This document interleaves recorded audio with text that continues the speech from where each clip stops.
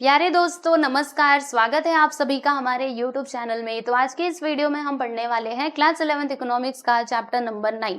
देखो दोस्तों, हमारे इस चैप्टर नंबर 9 का नाम क्या है? Economic policy of India since 1991। यानी कि इस चैप्टर में हमें किसके बारे में स्टडी करना है? तो यहाँ पे हम पढ़ने वाले हैं इकोनॉमिक पॉलिसी के बारे में। और इस पॉलिसी को कब लाया गया था? 1991 में लाया गया था। ठीक है, तो इसी पॉलिसी को हम यहाँ पे इस पूरे चैप्टर में स्टडी करने वाले हैं कि इस पॉलिसी को लाने के पीछे कारण क्या था और इसके आने के बाद कौन कौन से चेंजेस हुए, ये सब कुछ हम यहाँ पे स्टडी करने वाले हैं। ठीक है ना दोस्तों, तो चलिए फिर हम स्टार्ट करते हैं। तो देखो दोस्तों, हम स्टार्ट कहाँ से करेंगे? इंट्रोडक्शन से। इंट्रोडक्शन में आपको समझ में आ जाएगा कि ये जो पॉलिसी लाई गई थी, इसको लाने के पीछे कारण क्या था। क्योंकि कोई भी पॉलिसी अगर सरकार ला रही है तो उसके पीछे कोई ना कोई रीजन होता है, कोई ना कोई सोच होती है। ठीक है, कोई ऑब्जेक्टिव होता है, तब जाके उस पॉलिसी को लॉन्च किया जाता है। तो इस पॉलिसी के पीछे क्या ऑब्जेक्टिव था, क्या सोच थी, वो मैं आप लोगों को यहाँ पर इस चैप्टर के माध्यम से बताने वाली हूँ। ठीक है, इंट्रोडक्शन में आपको समझ में आ जाएगा, चिंता मत करो। ठीक है, तो बहुत आसानी से हम लोग सारी चीजों को समझते हुए चलेंगे। बस आपको एक काम करना है कि मेरी बातों को ध्यान से आप सुनते रहिएगा, बहुत अच्छे से आपको ये पूरा चैप्टर समझ में आ जाएगा। ठीक है, तो चलो फिर हम स्टार्ट करते हैं। तो देखो दोस्तों, हुआ क्या था, जो हमारे इंडियन इकोनॉमी है ना, वो इकोनॉमिक क्राइसिस से जूझ रही थी। कब? In the beginning of the last decade of the 20th century. यानी 20th सेंचुरी का जो लास्ट डिकेड था, यानी हम ये वाला टाइम बोल सकते हैं 1990 से 2000 के बीच का, है ना। क्योंकि सेंचुरी आपको पता ही है। ठीक है, यहाँ पे है ना, कहाँ गया ये देखो, सेंचुरी। सेंचुरी मतलब आपको पता है ना, जो 100 साल का समय होता है उसको हम कहते हैं सेंचुरी। ठीक है, तो यही जो हमारी 20th सेंचुरी थी, उसका जो लास्ट डिकेड था, उस टाइम की यहाँ पे बात चल रही है कि जो हमारा इंडियन इकोनॉमी है वो इकोनॉमिक क्राइसिस से जूझ रहा था। यानी जो हमारी इकोनॉमिक कंडीशन थी ना दोस्तों, वो काफी ज्यादा कम हो गई थी। मतलब हमारा इकोनॉमिक ग्रोथ ठीक प्रकार से हो नहीं पा रहा था। ठीक है, और क्या हुआ था, देखो जून के लास्ट में 1991 की बात बताई जा रही है। हमारा जो फॉरेन करेंसी असेट्स था ना दोस्तों, वो बहुत ही कम हो चुका था। और वो इतना कम हो चुका था कि हम क्या कर सकते थे, हम बस समझो, मतलब आप इतना समझो कि वो इतना कम हो चुका था कि हम इंपोर्ट कर सकते थे बस 2 वीक तक का ही। ठीक है, देखो यहाँ पे दिया है ना कि decline to such an extent that it was barely enough to finance 2 weeks of imports. ठीक है, और जो हमारा एनुअल रेट ऑफ इन्फ्लेशन था दोस्तों, ये कहाँ पे पहुंच चुका था? तो 16.7% तक पहुंच चुका था। कब? अगस्त 1991 में। ठीक है, समझिएगा ध्यान से। और क्या क्या हुआ था बताओ जरा। और भी बहुत सारी चीजें हुई थी कि जो हमारे गवर्नमेंट का एक्सपेंडिचर था ना बच्चे, ये ज्यादा था as compare to its revenue. यानी कि देखो, एक्सपेंडिचर ज्यादा मतलब खर्चा ज्यादा है, और जो पैसा आ रहा है यानी जो इनकम है ना, वो कम हो गया था इस टाइम पे। क्या क्या हुआ था बताइए। तो देखो, जो हमारा एक्सपेंडिचर था ना बच्चे, हमारी सरकार की बात चल रही है, यानी हमारे देश की बात चल रही है। ठीक है, एक्सपेंडिचर यानी कि खर्चा ज्यादा था, इनकम कम थी। ओके, क्यों कम थी? क्योंकि बहुत सारे खर्चे भी तो थे, जैसे कि डिफेंस एक्सपेंडिचर, फिर उसके बाद सब्सिडीज हो गया, लोन्स के ऊपर अगर हमने कोई लोन लिया है तो उसका इंटरेस्ट भी तो देना पड़ेगा। ठीक है, तो इस वजह से हमारे एक्सपेंडिचर ज्यादा थे लेकिन इनकम कम थे। ठीक है, जो ये सोशलिस्टिक पैटर्न हम लोग पढ़ते हैं, सोशलिस्टिक पैटर्न का मतलब क्या होता है, आप लोगों ने इकोनॉमिक्स में पहले पढ़ा भी होगा, 9th-10th में आप लोगों ने पढ़ा होगा। सोशलिस्टिक पैटर्न का मतलब क्या होता है कि जो हमारे मीन्स ऑफ प्रोडक्शन होते हैं, ठीक है, उसके ऊपर पूरा कंट्रोल किसका होता है? गवर्नमेंट का होता है। देखो मैं आपको इसका ना मीनिंग दिखा देती हूँ। कहाँ गया इसका मीनिंग? ये रहा। कहाँ गया? ये रहा, पढ़ो इसको। क्या लिखा है? A socialistic pattern of society is a system where the means of production are own and control by the state. यानी सब कुछ किसके द्वारा कंट्रोल किया जाता है? सरकार के द्वारा कंट्रोल किया जाता है। उसको ओन भी किया जाता है और कंट्रोल भी किया जाता है। ठीक है, तो ये जो सोशलिस्टिक पैटर्न था ना दोस्तों, मतलब इसका जो पॉजिटिव इफेक्ट था, पहले क्या सोचा था कि अगर हम ये वाला पैटर्न रखेंगे तो सब अच्छी अच्छी बातें होंगी, लेकिन इसकी वजह से देखो दोस्तों, मतलब इसका जो अच्छी अच्छी बातें थी, इसका जो पॉजिटिव इफेक्ट था ना, वो समझो कि अब खत्म होने की कगार पे था। क्योंकि देखो, सोशलिस्टिक पैटर्न भी ना एक हद तक ही अच्छा होता है, उसके बाद से प्राइवेट सेक्टर जो है उनको इन्वॉल्व कर लेना चाहिए। क्योंकि आपको पता है ना, पब्लिक सेक्टर और प्राइवेट सेक्टर तो आप जानते ही हैं। पब्लिक सेक्टर का मतलब क्या है कि जब मीन्स ऑफ प्रोडक्शन, मतलब पब्लिक यानी क्या होता है, मान लो आप गवर्नमेंट, ठीक है, जैसे कोई इंडस्ट्री अगर गवर्नमेंट के कंट्रोल में है तो उसको हम क्या कहेंगे? पब्लिक सेक्टर कहेंगे। और प्राइवेट सेक्टर हम किसको कहेंगे? तो कोई इंडस्ट्री अगर प्राइवेट पर्सन के कंट्रोल में है तो उसको हम कहेंगे बच्चे प्राइवेट सेक्टर। ठीक है, तो पब्लिक सेक्टर जो है ना, वो बस एक हद तक ही अच्छा होता है। ठीक है, लेकिन उसके मतलब अगर उसने लिमिट क्रॉस करी तब जाके वो नुकसानदायक हो जाता है, जो हमारे यहाँ पे हुआ था। ठीक है, क्योंकि देखो पहले क्या था कि जो हमारे मीन्स ऑफ प्रोडक्शन थे उसके ऊपर कंट्रोल और ओन किसका था, वो हमारी सरकार का ही था, ठीक है। और प्राइवेट सेक्टर ऐसा नहीं है कि उस टाइम पे नहीं थे, लेकिन प्राइवेट सेक्टर में जानते हो अगर किसी को मान लो नई इंडस्ट्री खोलनी है तो उस टाइम पे बहुत सारे लाइसेंस वगैरह थे, यानी उनको काफी परमिशंस लेनी पड़ती थी, तब जाके कोई इंसान क्या कर सकता था, इंडस्ट्रीज को स्टार्ट कर सकता था, ठीक है। तो इसी वजह से कोई पर्सन जो है वो इंडस्ट्री के बारे में सोचता भी नहीं था कि हम अपना खुद का बिजनेस करें, उसको ऐसा लगता था कि चलो नौकरी ही कर ले, ठीक है। समझ में आ रहा है आप सभी लोगों को? तो ये भी खत्म होने के कगार पे था। अब इस सिचुएशन में क्या करना था, गवर्नमेंट को कुछ ना कुछ तो चेंजेस लाने पड़ेंगे, क्योंकि अगर ऐसे ही चलता रहा तब तो हमारी इकोनॉमी पूरी की पूरी ठप हो जाएगी। तो इसकी वजह से हमारी जो गवर्नमेंट ऑफ इंडिया है, यानी जो हमारी इंडियन गवर्नमेंट है, उन्होंने क्या किया दोस्तों, ये नई इकोनॉमिक पॉलिसी को लाया, विच इज इकोनॉमिक पॉलिसी, यानी कि NEP इन 1991, ठीक है। समझ में आया आप सभी लोगों को? तो ये पॉलिसी लाने के पीछे यही कारण था, क्योंकि जो हमारा इकोनॉमिक कंडीशन था ना दोस्तों, वो कुछ ठीक ठाक नहीं था। अब सरकार को क्या करना था, कुछ ना कुछ तो चेंजेस लाने थे, ताकि हमारी जो इकोनॉमी है ना वो वापस से मतलब सुधर सके, इकोनॉमिक जो कंडीशन है वो सुधर सके। इसके लिए इन्होंने क्या करा, ये जो NEP 1991 है दोस्तों, इसको लाया। ओके, तो बात समझ में आई आप सभी लोगों को? देखो इसमें ना हम लोग ये 3 चीजें पढ़ेंगे, अभी आगे पढ़ेंगे, अभी तो नहीं आया है।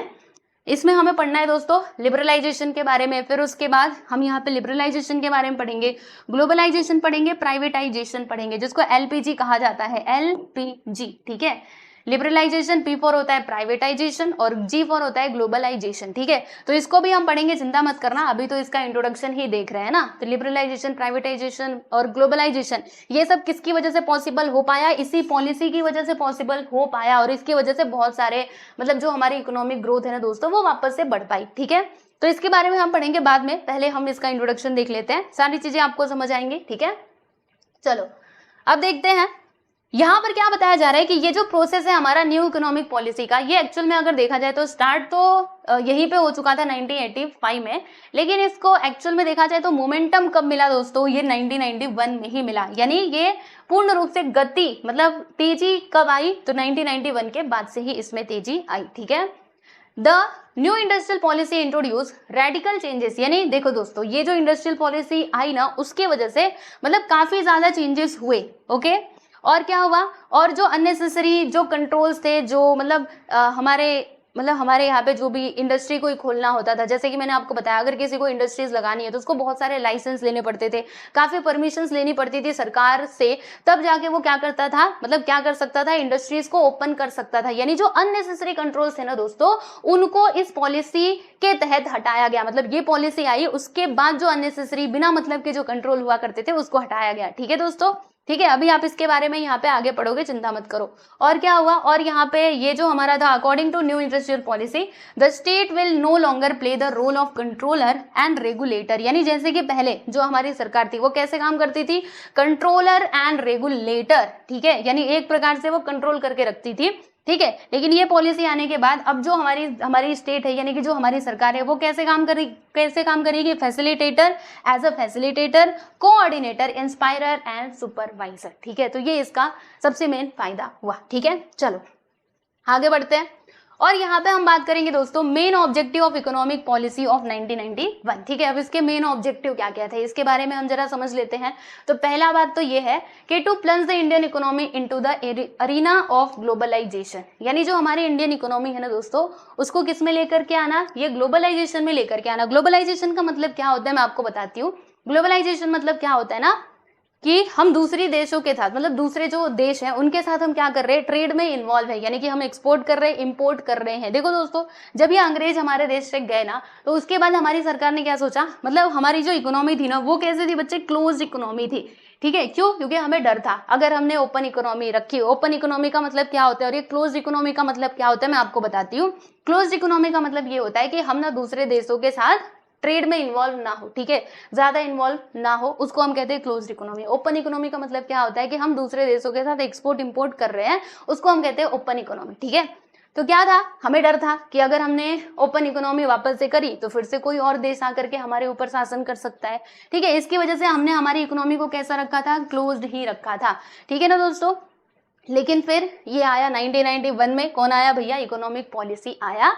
फिर उसके बाद हमने क्या किया, जो हमारी क्लोज इकोनॉमी थी उसको हमने क्या कर दिया, वापस से ओपन इकोनॉमी में चेंज कर दिया। अब ओपन इकोनॉमी का मतलब क्या है कि हम दूसरे देशों के साथ क्या कर सकते हैं, एक्सपोर्ट इंपोर्ट ये सब कुछ बहुत आसानी से कर सकते हैं, ठीक है। तो इसी चीज को हम कह सकते हैं दोस्तों ग्लोबलाइजेशन। मतलब क्या हुआ, ग्लोबलाइज हुआ ना, हम दूसरे देशों के साथ भी ट्रेड के अंदर शामिल है, ठीक है। तो ये इसका मेन ऑब्जेक्टिव था। और क्या था दोस्तों, to bring down the rate of inflation, यानी जो रेट ऑफ इन्फ्लेशन है उसको कम करना, ठीक है। क्योंकि आपने देखा ना ऊपर महंगाई कितनी बढ़ चुकी थी, तो अब इस पॉलिसी के तहत क्या करना था, इन्फ्लेशन को भी कम करना था। और क्या करना था, जो हमारा बैलेंस ऑफ पेमेंट का डिसइक्विलिब्रियम है, यानी जो अनइक्वल है हमारा बैलेंस ऑफ पेमेंट, उसको बैलेंस करना। अब आप सोच रहे होंगे कि ये बैलेंस ऑफ पेमेंट क्या है। देखो बैलेंस ऑफ पेमेंट का मतलब क्या होता है ना, कि जब हम क्या करते हैं, देखो मैं आपको बताती हूँ इसका मीनिंग।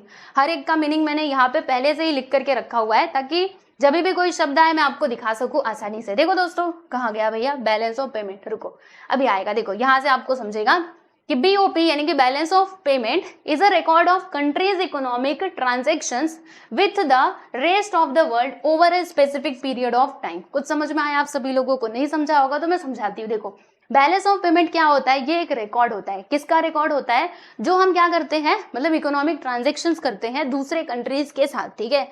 तो उसका जो रिकॉर्ड होता है ना, उसी को हम क्या कहते हैं दोस्तों, बैलेंस ऑफ पेमेंट कहते हैं, बराबर। तो यहाँ पर क्या बताया जा रहा है कि जो हमारा डिसइक्विलिब्रियम है बैलेंस ऑफ पेमेंट का, उसको क्या करना, मतलब उसको बैलेंस करना। ये भी इसका मेन मुद्दा था, ठीक है, उसको ठीक करना। फिर यहाँ पे नेक्स्ट है कि to acquire higher economic growth, मतलब इकोनॉमिक ग्रोथ रेट जो है उसको भी बढ़ाना। और क्या करना, और जो हमारा फॉरेन एक्सचेंज रिजर्व है ना दोस्तों, इसको भी कितना, मतलब इसको भी क्या करना, सफिशिएंट बनाना, ठीक है। फॉरेन एक्सचेंज रिजर्व का मतलब क्या होता है, ये भी आपके मन में डाउट होगा। डोंट वरी, हर एक डाउट का मतलब हर एक जो आपके डाउट है ना उसको क्लियर करने की, मतलब उसका सॉल्यूशन में लेकर के आई हूं, तो चिंता मत करो। देखो फॉरेन एक्सचेंज रिजर्व्स का मतलब क्या होता है, forex reserves are foreign currency assets held by the central bank of countries, यानी जो हमारे सेंट्रल बैंक है ना दोस्तों, उनके पास क्या होता है, उनके पास होता है फॉरेन एक्सचेंज रिजर्व्स, यानी कि फॉरेन करेंसी होती है असेट्स के रूप में, ठीक है ना दोस्तों। तो हमारा जो सेंट्रल बैंक है वो कौन है, रिजर्व बैंक ऑफ इंडिया। तो उनके पास क्या होगी, फॉरेन करेंसी, ठीक है, समझ में आ रहा है। तो यहाँ पे क्या था कि जो हमारा फॉरेन एक्सचेंज रिजर्व है ना, उसको भी क्या करना है, उसको भी सफिशिएंट बनाना है। वो भी इसके मतलब इसका रीजन था। और क्या था, ऑब्जेक्टिव था, ठीक है।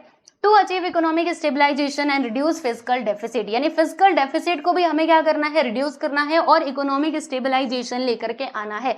तो इकोनॉमिक स्टेबलाइजेशन तो आप समझ गए होंगे, यानी जो हमारी इकोनॉमी है ना वो स्टेबल हो जाए, ठीक है, ये करना था। और क्या, फिजिकल डेफिसिट को रिड्यूस करना। अब आप सोच रहे होंगे भैया ये फिजिकल डेफिसिट किस बला का नाम है। तो फिजिकल डेफिसिट का मतलब मैं आपको सिंपल सी भाषा में बताती हूँ। देखो अगर हमारी गवर्नमेंट का मान लीजिए एक्सपेंडिचर ज्यादा है और इनकम क्या है, कम है, तो ऐसे जो सिचुएशन होती है ना, उनके बीच का जो डिफरेंस होता है, क्योंकि देखो एक्सपेंडिचर ज्यादा है, खर्चा ज्यादा है, इनकम कम है, तो ऐसे सिचुएशन को हम क्या कहेंगे दोस्तों, फिजिकल डेफिसिट, ठीक है। तो जो फिजिकल डेफिसिट है ना, इसको रिड्यूस करना वो इसका ऑब्जेक्टिव था। और क्या करना था भैया बताओ जरा। तो और ये था कि to establish international trade relations for free flow of goods without any restrictions, यानी कि हमें क्या करना है, इंटरनेशनल ट्रेड रिलेशंस जो है वो मतलब मेंटेन करके रखना है, ताकि हम क्या कर सके, free flow of goods without any restrictions, यानी हम गुड्स मतलब जो भी गुड्स ये फ्लो हो रहा है, मतलब ट्रेड में इन्वॉल्व है, वो विदाउट रिस्ट्रिक्शन हो, आसानी से हो जाए, ठीक है। ये भी इसका मेन कारण था। और क्या था बच्चे, यहाँ पे एक और पॉइंट जो है मैं आपको बताना चाहती हूँ। एक और है यहाँ पे कि to increase the participation of private sector, यानी प्राइवेट सेक्टर को इन्वॉल्व करना, ठीक है। क्योंकि आप सभी को पता है, मैंने बताया भी कि सब कुछ पहले पब्लिक ही था, प्राइवेट सेक्टर बहुत ही कम थे, समझ लो बहुत ज्यादा कम थे, ठीक है। तो अब उनको भी एनकरेज करना, राइट, बहुत सारे प्रयास किए गए, जैसे लिबरलाइजेशन में आप देखोगे, जिसके तहत प्राइवेट सेक्टर को प्रमोट करने की बात की गई है। ओके, बात समझ में आ रही है। तो ये भी इनका मेन रीजन मतलब मेन ऑब्जेक्टिव था।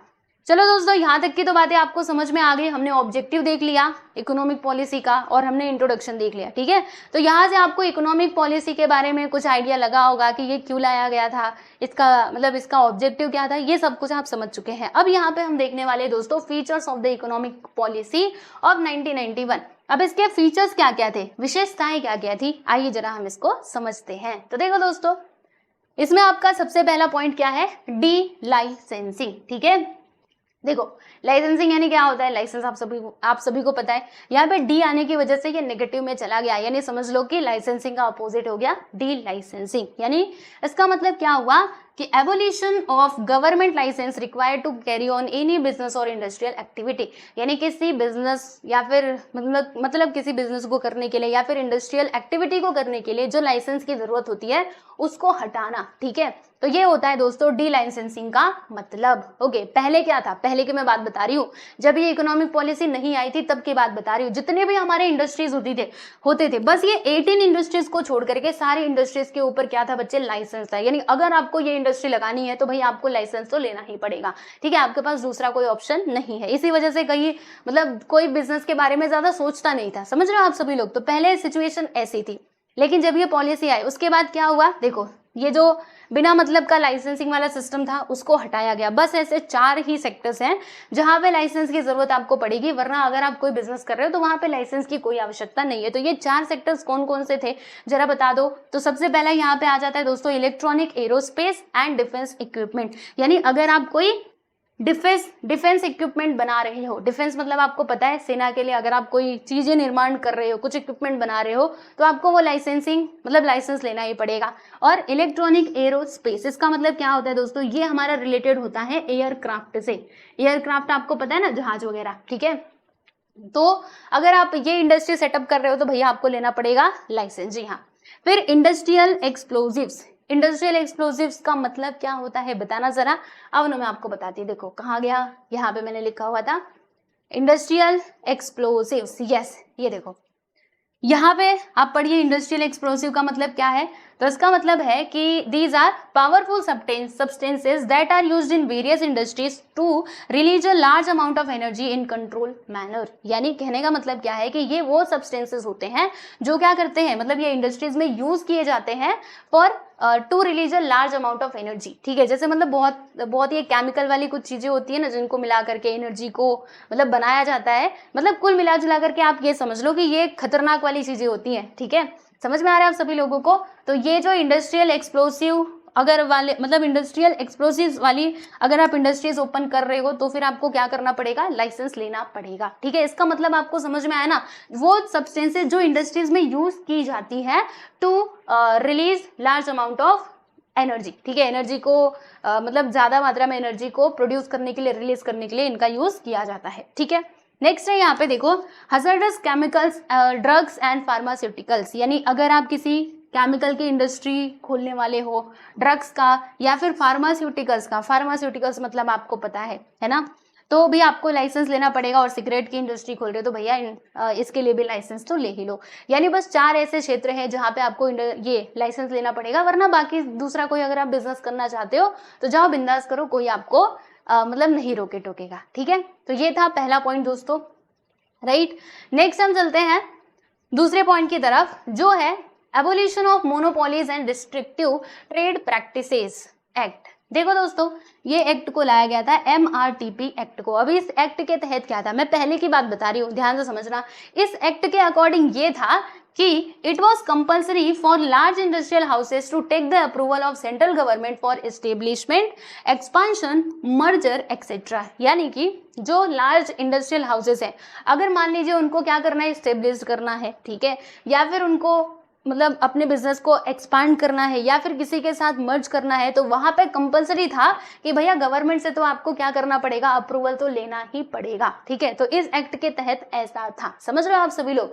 फिर उसके बाद ये जो हमारी पॉलिसी आई 1991, उसके बाद क्या हुआ, ठीक है, तो इसकी वजह से क्या होता था, ये जो सारे रिस्ट्रिक्शंस यहाँ पे लगाए गए थे कि तुमको गवर्नमेंट से तो परमिशन लेना ही लेना है, तो इसकी वजह से ये हुआ था कि this resulted in slow industrial growth. यानी जो इंडस्ट्रियल ग्रोथ है वो स्लो हो गया था। ठीक है, तो अब इसके बाद क्या हुआ, जब हमारी ये इकोनॉमिक पॉलिसी 1991 आई, उसके बाद ये जो MRTP एक्ट था ना दोस्तों, उसको कर दिया गया एबॉलिश, यानी कि खत्म। ठीक है, तो अब ये पॉलिसी यहाँ पे नहीं रह गई, तो जिसकी वजह से जो हमारी इंडस्ट्रियल ग्रोथ है वो वापस से इंडस्ट्रियल ग्रोथ होने लगी। ओके, नेक्स्ट वन की हम बात करेंगे दोस्तों। यहाँ पे थर्ड पॉइंट है आपका एनकरेजमेंट टू स्मॉल सेक्टर। यानी जो स्मॉल स्केल पे इंडस्ट्रीज है उनको क्या करना, एनकरेज करना, वो भी इसमें शामिल था। ठीक है ना, ये भी एक इसका फीचर है कि the government encourage small sectors unit to attain a higher growth rate in output, employment and export sector, its investment limit, मतलब जो इसकी इन्वेस्टमेंट लिमिट थी ना दोस्तों उसको बढ़ा दिया गया। कहाँ तक बढ़ाया गया है? तो देखो 1 से 5 करोड़ तक कर दिया गया, 1 करोड़ से 5 करोड़। ठीक है, नेक्स्ट यहाँ पे हम बात करेंगे हमारे पॉइंट नंबर 4 की, which is encouraging foreign investment, यानी जो हमारा फॉरेन इन्वेस्टमेंट है ना दोस्तों उसको भी एनकरेज करने का प्रयास किया गया है इस पॉलिसी के माध्यम से। ठीक है, फॉरेन डायरेक्ट इन्वेस्टमेंट आप सभी लोगों को पता होगा क्या होता है फॉरेन डायरेक्ट इन्वेस्टमेंट। जैसे मान लीजिए कि जो बाहर वाली कंपनीज है वो क्या कर सकती है, हमारे इंडिया में आकर के इन्वेस्टमेंट कर सकती है। ये पॉलिसी के आने के बाद अब पूरी छूट मिल चुकी है कि अगर कोई बाहर वाली कंपनी हमारे देश में इन्वेस्टमेंट करना चाहती है तो वो आकर के कर सकती है आराम से। ठीक है ना, और हम भी चाहे तो कर सकते हैं, समझ रहे हो। तो ये सब पॉसिबल क्यों हो पाया है, हम इतना ज्यादा पूरे वर्ल्ड के साथ अब क्यों कनेक्टेड हुए हैं, only because of this policy. ठीक है, अगर ये पॉलिसी नहीं आई होती तो हम अभी भी क्या होते, क्लोज इकोनॉमी ही होते, अपने अपने में ही बस रहते। ठीक है, हम दूसरे देशों के साथ कनेक्ट नहीं कर पाते। ओके, तो ये पॉलिसी आनी बहुत जरूरी थी। ओके, क्लियर हुआ आप सभी लोगों को। तो चलिए देखते हैं। तो industrial policy of 1991 approved foreign direct investment to encourage investment in high priority industries requiring high investment and technology. देखो स्टार्टिंग में क्या था कि ये जो FDI है फॉरेन डायरेक्ट इन्वेस्टमेंट वो कितने तक मतलब परमिटेड था, अप टू 51%। उसके बाद क्या हुआ, इसकी लिमिट बढ़ करके 74% हो गए और फिर जाके 100% हो गई है। ठीक है, चलो आगे बढ़ते हैं और अब हम बात करेंगे दोस्तों यहाँ पे 5th पॉइंट की, विच इज क्या है, reducing role of public sector, यानी जो पब्लिक सेक्टर है ना दोस्तों उसके रोल को क्या करना, कम करना। ठीक है, वो भी इसके फीचर में शामिल है। पब्लिक सेक्टर जैसे कि मैंने आपको बता ही दिया था स्टार्टिंग में, फिर से बता देती हूँ। देखो एक तो होता है बच्चे पब्लिक सेक्टर, दूसरा होता है प्राइवेट सेक्टर। पब्लिक सेक्टर मतलब क्या होता है कि जो इंडस्ट्री है ना, ठीक है, वो किसके हाथों में है, तो वो सरकार के हाथों में है। किसके हाथ में है बच्चे, सरकार के हाथ में, तो उसको हम क्या कहेंगे, पब्लिक सेक्टर कहेंगे। और प्राइवेट सेक्टर किसको कहा जाता है, तो उस बिजनेस को कौन ओन कर रहा है, कोई प्राइवेट पर्सन, यानी वो गवर्नमेंट से रिलेटेड नहीं है, कोई प्राइवेट पर्सन है, तो उस इंडस्ट्री को या फिर उस बिजनेस को हम किस कैटेगरी में रखेंगे, प्राइवेट सेक्टर की कैटेगरी में रखेंगे। ठीक है, तो देखो यहाँ पर एक और फीचर जो है आप लोगों के सामने, reducing role of public sector, यानी पब्लिक सेक्टर का जो रोल है ना उसको रिड्यूस करना, वो भी इसमें शामिल था। जैसे कि अभी अगर मैं प्रेजेंट की बात करूं दोस्तों, तो प्रेजेंट में क्या है कि जो मतलब जो सेक्टर्स है ना, सारे के सारे सेक्टर्स अगर देखा जाए तो वो प्राइवेट पर्सन के हाथों में जा चुके हैं। बस 2 इंडस्ट्रीज को छोड़ करके, एक तो हमारा एटॉमिक वाला आ जाता है और दूसरा रेलवे। ठीक है, रेलवे भी अगर आप देखोगे तो कई हद तक जो है वो प्राइवेट मतलब होते जा रहा है। समझ में आ रहा है आप सभी लोगों को। तो वही है, इस पॉलिसी के तहत यही करना था कि जो हमारा पब्लिक सेक्टर का रोल है उसको कम करना। ओके, तो देखिएगा यहाँ पे many changes were made in the public sector policy to include the following objective. अब इसमें ऑब्जेक्टिव क्या था बच्चे कि एंडिंग स्टेट मोनोपोली, यानी जो स्टेट मोनोपोली है। जैसे देखो मान लीजिए कोई इंडस्ट्री जो है वो बस सरकार के ही हाथ में है, गवर्नमेंट के हाथ में है, तो पूरा कंट्रोल किसके हाथ में होगा, उसको मतलब उसको ओन करने का, उसको कंट्रोल करने का, उसकी प्राइसिंग डिसाइड करने का, हर चीज का जो आजादी है वो किसके पास होगी दोस्तों, सरकार के पास होगी। मतलब एक तरीके से हम बोल सकते हैं मोनोपोली, है ना। यानी वहां पे आपके पास ऑप्शंस अवेलेबल नहीं रहेंगे। जैसे अगर मैं बात करूं यहाँ पे रेलवे की, ठीक है, तो रेलवे को ना दोस्तों हम ये मोनोपोली की कंडीशन में रख सकते हैं। मोनोपोली का मतलब क्या होता है कि एक ही सेलर है, मेनी बायर्स है, मतलब खरीदने वाले काफी ज्यादा है लेकिन बेचने वाला बस एक ही है। जैसे रेलवे की मैं बात करूं तो रेलवे किसके हाथ में है बच्चे, वो है हमारी गवर्नमेंट के हाथ में। तो अगर कभी आगे चल करके रेलवे का किराया बढ़ाया भी जाता है तो बताइए क्या आपके पास ऑप्शन अवेलेबल है कि आप रेल का यूज नहीं करोगे, मतलब दूसरे किसी कंपनी के रेल का यूज कर लोगे? ऐसा पॉसिबल नहीं है, क्योंकि यहाँ पे क्या है, मोनोपोली, सब कुछ किसके हाथ में है, वो सरकार के हाथ में ही है।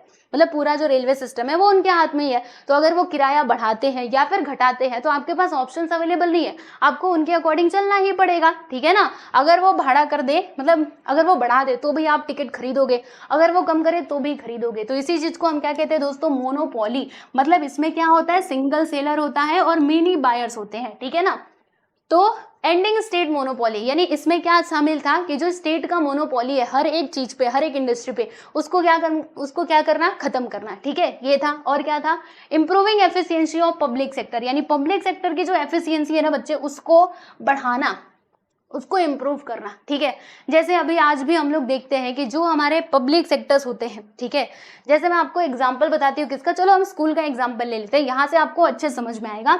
जैसे मान लो ये कोई सरकारी स्कूल है बच्चे, ठीक है, ये कोई गवर्नमेंट स्कूल है। देखो आज के टाइम की अगर मैं बात करूँ तो कोई भी इंसान जो है ना, मतलब कोई भी पेरेंट, वो अपने बच्चों को सरकारी स्कूल में नहीं पढ़ाना चाहते। वो हमेशा क्या करते हैं, उनका जो पहला मतलब पहली प्राथमिकता होती है वो किसको देते हैं, प्राइवेट स्कूल्स को देते हैं। क्या आपने सोचा है कि इसके पीछे का कारण क्या है? जबकि देखा जाए तो गवर्नमेंट स्कूल्स में ना सिलेक्टेड टीचर्स होते हैं, यानी जो जिन्होंने अच्छे से डिग्री हासिल की होती है और वो एग्जाम क्लियर करके तब जाके गवर्नमेंट स्कूल के टीचर बनते हैं। ठीक है, तो टीचर अच्छे होने के बावजूद भी कोई पेरेंट्स क्यों नहीं अपने बच्चों को सरकारी स्कूल में भेजना चाहते हैं? क्योंकि कहीं ना कहीं उनको पता है कि यहाँ पे ये सरकारी है, मतलब यहाँ पे क्या होगा, थोड़ा सा ढीलापन होगा, यहाँ पे कोई प्रॉपरली काम नहीं करेगा, क्योंकि यहाँ के जो एम्प्लॉयज है उनको पता है भैया हम तो सरकारी बाबू बन गए, अब काम करे ना करे हमको सैलरी तो मिल जाएगी। बट प्राइवेट सेक्टर में ऐसा नहीं होता है। जो हमारे प्राइवेट स्कूल्स होते हैं, अगर किसी ने ठीक प्रकार से काम नहीं किया तो उसको जॉब से हटा दिया जाएगा। तो यहाँ पे अच्छे से काम होता है। ठीक है, तो इसीलिए सब लोग किसको प्रीफर करते हैं दोस्तों, ये प्राइवेट को प्रीफर करते हैं, बराबर।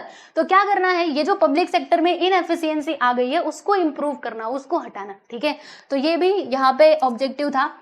और क्या था दोस्तों, और यहाँ पे ये था कि releasing capital block in 6 public sector enterprises, यानी जो हमारे पब्लिक सेक्टर एंटरप्राइजेस हैं, ठीक है, जो उन्होंने कैपिटल लगाया हुआ है, यहाँ पे देखो यूज किया गया एक वर्ड का कैपिटल ब्लॉक। इसका मतलब क्या हुआ, उन्होंने जो अपना कैपिटल लगाया है, ठीक है, तो वो कहीं ना कहीं वो रिलीज नहीं हो पा रहा। इसका मतलब ये हुआ कि वो लोग ना अभी कंटिन्यूअसली क्या हो रहे हैं, लॉस में ही जा रहे हैं। ठीक है, तो जो पब्लिक सेक्टर मतलब जो पब्लिक सेक्टर है जो लॉस में जा रहे हैं, उनको वापस से क्या करना, प्रॉफिट में लाना। ठीक है, ये भी यहाँ पे मेन ऑब्जेक्टिव था। ठीक है, अब ये प्रॉफिट में कैसे हो पाएंगे, तो जो मान लीजिए कोई गवर्नमेंट का कोई पब्लिक सेक्टर है जो कि लॉस में जाते जा रहा है, तो ऐसे में सरकार क्या कर सकती है, वो जो कंपनी है वो प्राइवेट पर्सन को बेच सकती है। ठीक है, अब जब वो प्राइवेट हो जाएगा तो वहां पे ठीक प्रकार से काम होने लगेंगे और वापस से जो प्रॉफिट है, मतलब वो जो कंपनी है वो प्रॉफिट मेकिंग में बदल जाएगी। ठीक है दोस्तों, तो ये था। चलो आगे बढ़ते हैं।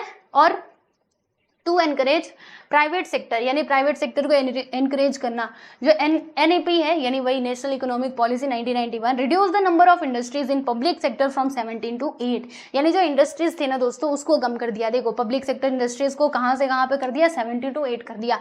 समझ रहे हो, इस पॉलिसी के आने के बाद ही ऐसा हुआ। From 2014, there are only 2 industries reserved for public sector, which include railways and atomic energy. यानी 2 ही ऐसी इंडस्ट्रीज है जो भैया सरकार के हाथ में, वरना सब कुछ प्राइवेट हो चुका है। आज के टाइम पे अगर देखा जाए तो सब कुछ हो चुका है, बस 2 ही चीजें हैं, एक तो रेलवे है और दूसरा यहाँ पे एटॉमिक एनर्जी है। और देखना रेलवे भी अब धीरे धीरे करके प्राइवेट होता जा रहा है, हम देख भी रहे हैं। ठीक है ना, चलो आगे बढ़ते हैं दोस्तों। और अब हम यहाँ पे बात करेंगे पॉइंट नंबर 6 की, विच इज ट्रेड लिबरलाइजेशन। ठीक है, तो अब ये ट्रेड लिबरलाइजेशन का मतलब क्या होता है, देखो लिबरल यानी क्या होता है, लिबरल यानी होता है दोस्तों, हम कह सकते हैं फ्रीडम। ठीक है, क्या बोल सकते हैं, फ्रीडम। आप लोग सिविक्स में पढ़ते होंगे, है ना, लिबरल मतलब फ्रीडम। ठीक है, तो ट्रेड लिबरलाइजेशन इसका मतलब क्या हुआ, जैसे अगर आप ट्रेड कर रहे हो, ट्रेड यानी क्या होता है, buying and selling of goods and services, यानी गुड्स एंड सर्विसेज का जो बाइंग एंड सेलिंग होती है उसको हम कहते हैं ट्रेड। ठीक है, तो ट्रेड लिबरलाइजेशन का मतलब क्या हुआ कि import licensing controls have been abolished, यानी जो इंपोर्ट लाइसेंसिंग कंट्रोल्स थे उसको क्या किया गया, इस पॉलिसी के आने के बाद हटाया गया। यानी अगर आप किसी गुड्स को इंपोर्ट कर रहे हो तो वहां पे भी आपको लाइसेंस की जरूरत पड़ती थी, रिस्ट्रिक्शंस थे कई सारे, तो उसको हटाया गया इस पॉलिसी के आने के बाद। समझ रहे हो आप सभी लोग, यानी आप लोग आसानी से ट्रेड कर सकते हो, कोई चिंता वाली बात नहीं है, मतलब ट्रेड में आपको फ्रीडम इस पॉलिसी के आने के बाद दी गई। ठीक है, almost all capital goods, raw materials, intermediate goods and other components were made freely importable. यानी क्या हुआ दोस्तों, जो भी हमारे गुड्स है, कैपिटल गुड्स हो गए या फिर रॉ मटेरियल्स हो गए, इंटरमीडिएट गुड्स हो गए, ठीक है, तो ये जितने भी गुड्स है ना उनको अब हम क्या कर सकते थे, फ्रीली इम्पोर्ट कर सकते थे, यानी दूसरे देशों से अपने देश में ला सकते थे, कोई चिंता वाली बात नहीं है।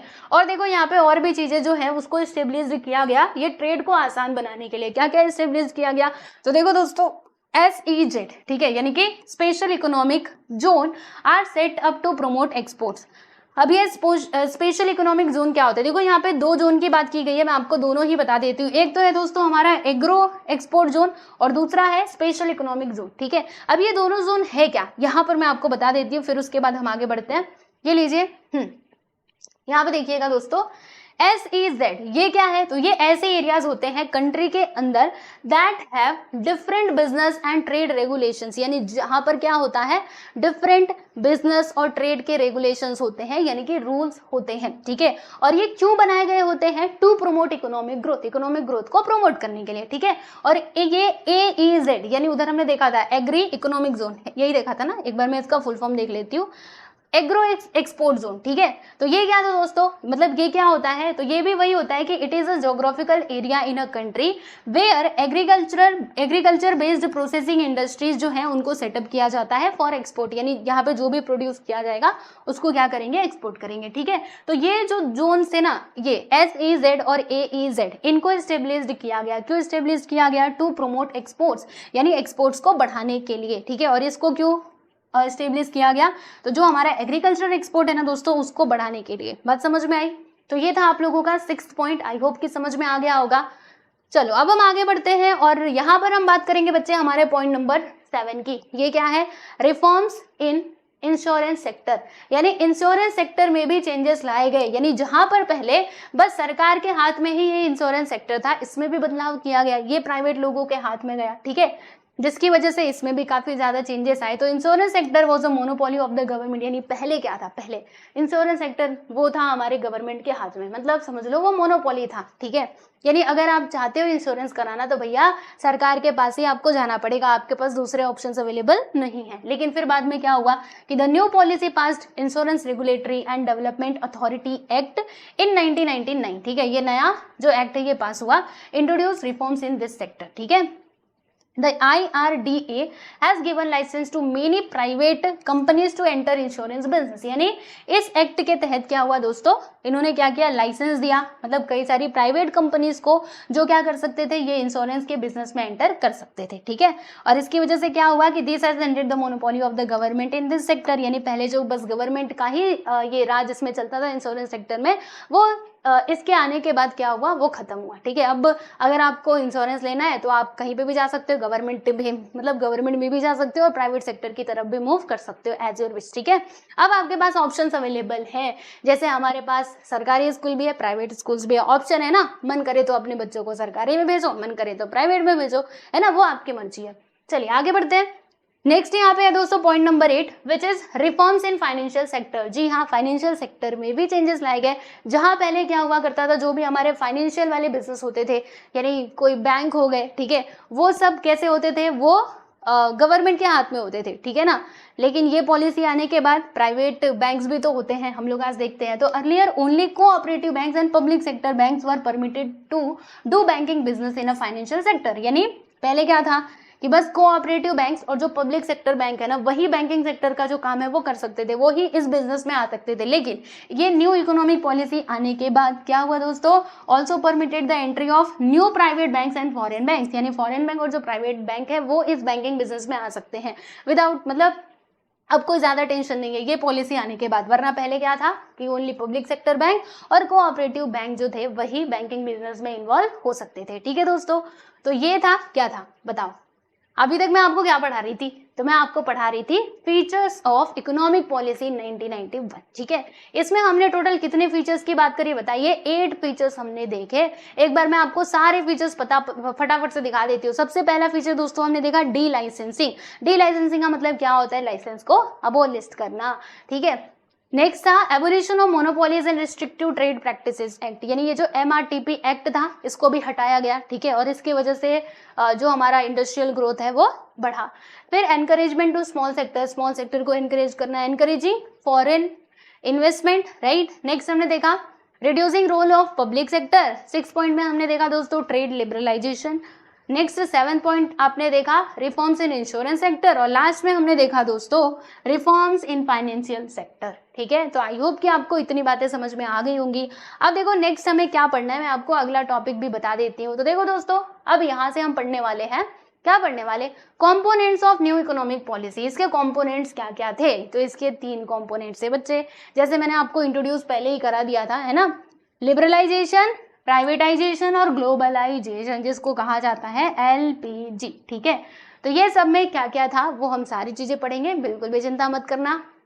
मैंने क्या सोचा है कि ये जो एक एक कॉम्पोनेंट है ना आपको मतलब एक एक वीडियो में सिखाया जाए। जैसे अभी तो यहाँ पर फर्स्ट लेक्चर हमारा कंप्लीट होता है, लेक्चर नंबर 2 में हम लोग पढ़ लेंगे लिबरलाइजेशन, लेक्चर नंबर 3 में पढ़ेंगे दोस्तों प्राइवेटाइजेशन, और लास्ट जो हमारा लेक्चर होगा फोर्थ लेक्चर, उसमें हम जानेंगे किसके बारे में, ग्लोबलाइजेशन के बारे में। ठीक है, बात समझ में आई आप सभी लोगों को? तो आज के लिए बस इतना ही रहने देते हैं, और बाकी अगर आपको मतलब आप क्या कर सकते हो, देखो मैं आपको बताती हूँ, जो हमारे इकोनॉमिक के चैप्टर्स है, पिछले चैप्टर सारे के सारे कंप्लीट हो चुके हैं, तो आप प्लेलिस्ट में जा करके जो हमारे पिछले वीडियोस हैं उनको देख सकते हो। यानी कोई भी चैप्टर अगर आपको पढ़ना है तो जी हाँ बिल्कुल, आप प्लेलिस्ट में जाओगे ना, वहां पर आपको लाइन से सारे चैप्टर्स अरेंज किए हुए मिल जाएंगे, तो वहां से आप पढ़ाई कर सकते हो। ठीक है, चलो, और यहाँ पे एक और बात बता देना चाहती हूँ, जैसे यहाँ पे कुछ जो मैंने मीनिंग्स लिख करके रखे हुए हैं, अगर आप इनका स्क्रीनशॉट लेना चाहते हो तो जी हाँ बिल्कुल ले सकते हो। मैं आपको एक बार दिखा देती हूँ। ये जो मीनिंग्स है ना दोस्तों, ये आपकी काफी हेल्प करेंगे चैप्टर को समझने के लिए। ठीक है, इसीलिए मैंने स्पेशली इनको यहाँ पे लिखा है। देखो, क्योंकि बहुत सारे ऐसे वर्ड्स होते हैं ना जिनका मतलब हमें पता नहीं होता। ठीक है, तो जब कोई मतलब नहीं पता है तो उसको पढ़ करके समझना चाहिए, है ना, जानने की कोशिश करनी चाहिए। तो देख लो, स्क्रीनशॉट लेना है तो ले लो। यस, ये भी देखो। चलिए, और क्या था, हाँ यहाँ पे ये भी था, ये प्लस का मतलब वैसे तो मैंने आपको बताया था। ठीक है, और सोशलिज्म पैटर्न रेडिकल। ठीक है, चलो ये सब कुछ हमने देख लिया, और मैं आपको क्या बताना चाहती हूँ, बस इतना ही है। जी हाँ, ये देखो दोस्तों, आप रेगुलर अपडेट के लिए हमारे टेलीग्राम चैनल से जुड़ सकते हो, और ये एक हमारा ऐप है एसके क्लास नाम से, आप इसको भी डाउनलोड कर सकते हो। यहाँ पे भी आपको स्टडी मटेरियल्स प्रोवाइड किए जाते हैं टाइम टू टाइम। ठीक है, और ये हमारी इंस्टाग्राम आईडी है, और अगर आप चाहें तो हमें इंस्टा पे भी फॉलो कर सकते हैं। ठीक है, तो चलिए दोस्तों, आपको आज का ये वीडियो कैसा लगा मुझे कमेंट सेक्शन में जरूर बताइएगा, और मिलते हैं नेक्स्ट वीडियो में। Bye everyone.